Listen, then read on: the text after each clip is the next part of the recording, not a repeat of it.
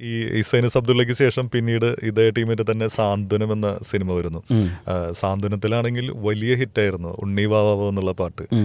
ആ സമയത്ത് റേഡിയോ ആകാശവാണിയിലാണെങ്കിലും ഒരുപാട് തവണ ഇത് റിപ്പീറ്റ് ചെയ്ത് വന്നിരുന്നു. അപ്പം ഇതിലെ രണ്ട് പാട്ടുകൾ നേരത്തെ പറഞ്ഞ പോലെ സ്വരകന്യകുമാർ വീണ മീട്ടുക എന്ന് പറഞ്ഞ ആ ഒരു ഗാനം, പിന്നെ ഈ ഒരു പാട്ട്, ഈ രണ്ട് പാട്ടുകളും വലിയ ഹിറ്റായിരുന്നു. താരാട്ട് പാട്ട് നമ്മുടെ ഒരു രാശി എന്ന് പറയുന്ന പോലെ ആദ്യത്തെ സിനിമയിൽ ഈ പറഞ്ഞൊരു താരാട്ട് പാട്ടായിരുന്നു, പൊന്നും തിങ്കൾ പോറ്റും മാനെ. അപ്പോൾ സാന്ത്വനത്തിന്റെ ഓർമ്മകൾ. സാന്ത്വനത്തിന് എൻ്റെ കമ്പോസിങ് നമ്മൾ എറണാകുളത്ത് ചേർന്നു. അപ്പോൾ അവിടെ ഒരു ഗസ്റ്റ് ഹൗസ് അങ്ങനെ എന്തോണ്. അപ്പോൾ ഞാൻ സിബി വിളിച്ചു, മോഹൻ നമുക്ക് എന്നാ തുടങ്ങാൻ പറ്റുമെന്ന് പറഞ്ഞു. അപ്പോൾ ഇന്ന ദിവസം വരെന്ന് പറഞ്ഞു. അതിൻ്റെ തലേദിവസം ഞാനും എൻ്റെ കൂടെ 2 ആളുകളുണ്ടാവും, അവരും കൂട്ടി അവിടെ റൂമെടുത്തു. ഞാൻ ഒരു സംഭവം ഉണ്ടായി. ഒരു രാത്രി 2 മണിയൊക്കെ ഉണ്ടാവും.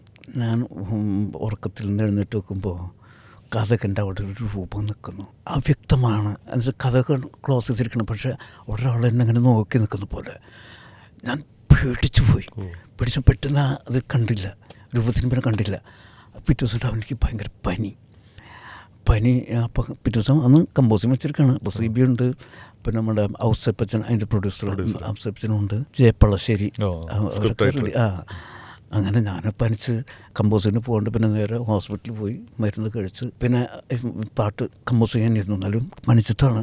അപ്പോൾ CB എന്നോട് സിറ്റുവേഷനും കാര്യങ്ങളൊക്കെ പറഞ്ഞ് നമുക്ക് നല്ലൊരു താരാട്ടാണ് വേണ്ടത്, ഓക്കെ എന്നും പറഞ്ഞ് അങ്ങനെ ഇരുന്നു. അങ്ങനെയാണ് പിന്നെ ഉണ്ണി വാവാവോ പൊന്നുണ്ണി വാവാവോ അങ്ങനെ ചെയ്തത്. എന്നുവെച്ചാൽ നമ്മൾ താരാട്ടിന് ഒരുപാട് സംഗതികളും കാര്യങ്ങളും കൊടുത്താൽ താരാട്ടല്ലാതെ പോകും. ശരിക്കും എന്താ പറയുക, കൊച്ചു മക്കൾക്കും വലിയ ആളുകൾക്കും ഉറങ്ങാൻ പറ്റണം, ഇന്നസെൻ്റ് ആയിരിക്കണം ആ ട്യൂണിന്. അതുകൊണ്ടാണ് ഞാൻ ആ ഒരു മോഡിൽ ചെയ്തത്. കാരണം ഒരു ബഹളവും ഇല്ല, അധികം തിങ്സുകളും കാര്യങ്ങളൊക്കെ ഒന്നുമില്ല.